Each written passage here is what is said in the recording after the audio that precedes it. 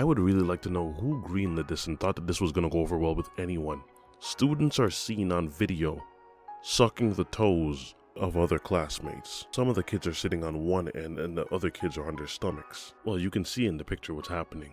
And thankfully the kids' faces are naturally blurred out, obviously it has to be. But the Deer Creek School District, they released a statement on Friday, as you would expect them to. They have to say something. You can't have students doing this kind of thing. Hear me. In your private time, with people that are of age, sure, do whatever you want to. This is in school though, so it's really curious to me as to how any of this got greenlit. Because from what I'm reading, one parent is even quoted as saying, whenever she told me that was happening, I had to ask her, wait, what? They're licking peanut butter off of toes? The interesting thing about this is, in most cases, this wouldn't even be able to fly between students. So whether or not you call it for charity or as a fundraiser, or whatever it is that they were doing, you can't be that oblivious to the fact that this wasn't going to go over well with anyone. Imagine if that was your kid that you saw on the floor. So they say, the week was spent raising money for Not Your Average Joe Coffee, which employs people with intellectual, development, and physical disabilities. So this is a fundraiser. The intent behind it is not anyone's quarrel. As one parent said, I'm all for fundraising and all for really funny and silly things, but that right there seems a little excessive.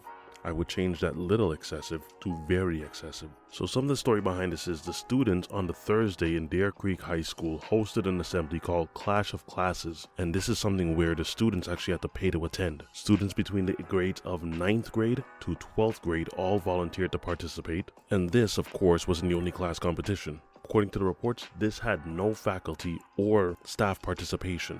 Now, for this fundraiser, they raised about $150,000 and then some. So it's no shade on them. They did a good job. And the fundraising in and of itself wasn't a one-day thing. This was over a matter of a week. And it's one thing to be in the position of the student that's doing this. Who are the adults that are letting this happen? Do you not feel, as an adult, even the slightest bit uncomfortable? Obviously, the superintendent, Ryan Walters, he had to get involved and he had to put out a statement which said, this is disgusting. When we are cleaning up this filth in Oklahoma schools, our agency is investigating.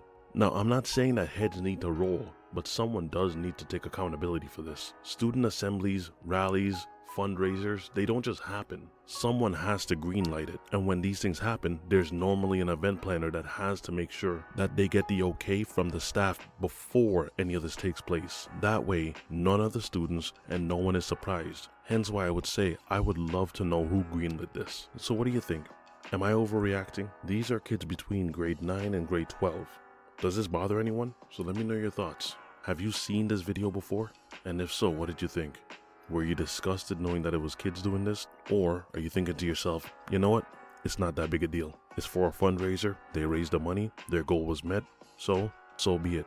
In my opinion, Deer Creek, y'all gotta do better. Somebody somewhere messed up. That's all I got for now. Be easy, y'all.